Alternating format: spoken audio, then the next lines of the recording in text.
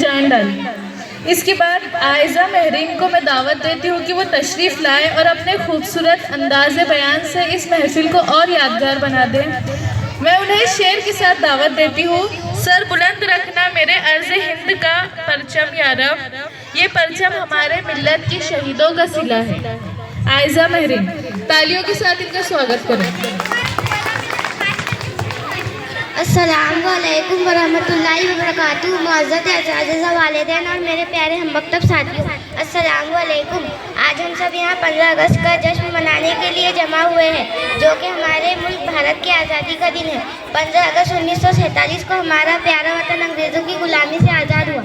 यह आज़ादी हमें आसानी से नहीं मिली, बल्कि लाखों लोगों ने अपनी जानें कुर्बान की, जेलें बर्दाश्त की और हर तरह की तकलीफ उठाई।